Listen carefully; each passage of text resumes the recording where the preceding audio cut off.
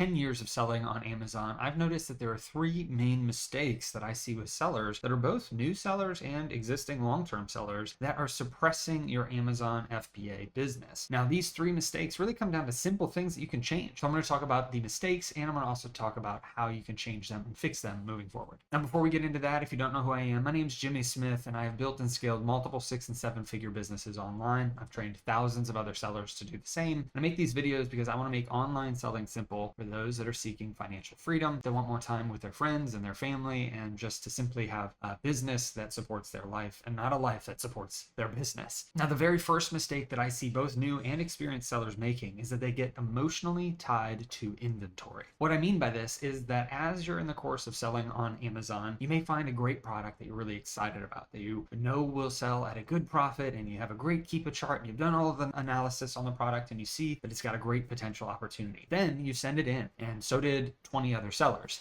And so then the price starts to drop because of that. But you keep holding on, hoping that ultimately these products will come back to a profitable price point that you wanted to make. And instead of being okay accepting a 20% return on your investment, you're still holding out hope that it'll come back to 60, 70, 80% return on investment. Problem with this is that the longer that you wait on that, the more the price can continue to drop. Additionally, the longer that you wait, it hurts your cash flow, and you're not able to get that money back out of Amazon and put it into better inventory, or inventory that you can keep growing your profits with. And ultimately, if you're making a 20% return on investment on something, you're at least still making money. And so having your business tied up in inventory that you keep hoping will get back to a certain level that you bought it at is where you're going to start stalling out. Because if you don't have capital to then buy new inventory, then you're not going to have capital to grow your business. And you're going to always be at a certain level where you're not able to grow. If you're profitable in your business, let's say you've sold $20,000 a month in sales, and you make a nice, $3,000 per month profit on that, but you have $50,000 tied up in a bunch of bad inventory, that's never going to be conducive to growing your business. So if you're someone that gets emotionally tied to your inventory, you're holding on to things hoping that it's going to come back, after about 60 days of waiting for inventory to sell, you should be looking to drop that price. And even if you just got your money back out of the product, that's better than waiting longer, paying more for storage fees, potentially losing more profits if the price continues to drop, and you can get your money back and buy better things. If I knew that every product I purchased, that I was able to go out, I spend $10 on an item, I get $10 back, that's not the best business model if you're not making profits, but at least you have some confidence that you're not going to be losing a bunch of money in that process. Do your best to not be emotionally tied to inventory. Set it up on some sort of a cycle where the first 30 days you're trying to maximize for profit, the 30 to 60 days that it's at Amazon, you're trying to match the buy box and get any type of a profitable inventory that you can. And once it's over 60 days, maybe you try to liquidate that inventory. And if you have to drop the price even further, you will do it then. I actually utilize a tool, a repricer called Aura, to do this for me automatically. I've made a bunch of videos on how to do that. You can check those out after this video.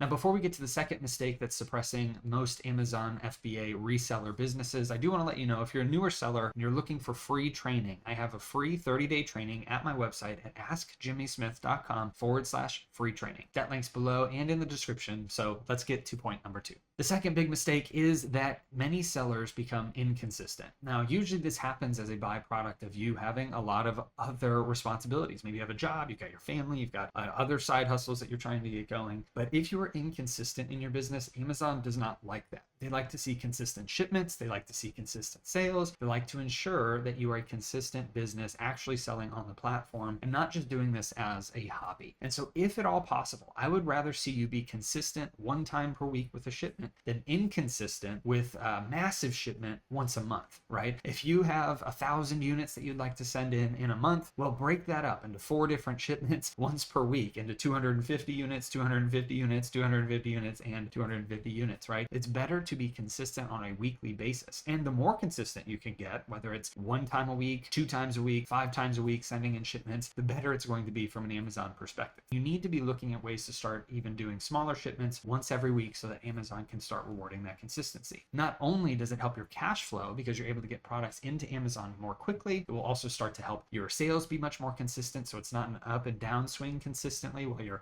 waiting to send in more inventory. It's just a better process from that perspective, as well as from Amazon's perspective, that really does appreciate consistency. And the third mistake that I see a lot of sellers making, both new and experienced, is that they don't store their leads and their data someplace. What I mean by this is while you're in the process of sourcing, you may be looking for one product that is profitable. You may be looking for this one thing that makes you $5 and has a 40% return on investment. Well, while you're looking for that, you're most likely passing up on dozens and dozens of opportunities that are a $2 profit and a 20% return on investment that you don't want to buy right now. But you have found a supplier for it. You have found the cost for it. You know that it's currently profitable. You know that you can sell it if you're unrestricted on it. And so instead of just putting that back on the shelf, or instead of passing up on that on a website, you should be storing that data and those leads someplace. There's plenty of tools out there to do it. There's sourceflow.io, there's 3P Mercury, and there's my software, which I'm a little bit more biased about, which is Replan Dashboard at replendashboard.com. All of those tools will help you to store and track those leads so that you're not missing out on opportunities when that 20% ROI product becomes a 50% ROI product over the next few months or even next year. It could be a situation where right now it's not profitable, but if you wait it out 3 months, then it is profitable and it's something you want to go buy and send into Amazon. Well, if you pass up on storing that data and storing those leads, then you're missing out on a potentially future profitable product. That's a huge mistake, because if it becomes a 50% ROI product in the future, then you have to be at the right place at the right time to find it. Whereas if you had just stored the lead, then you have a system that's updating the profits for you in real time using Amazon's data. That makes a huge difference. Now, Replan Dashboard is $7 per month for new sellers, and we price it that way so that it's easy for anyone to get in and use it. It does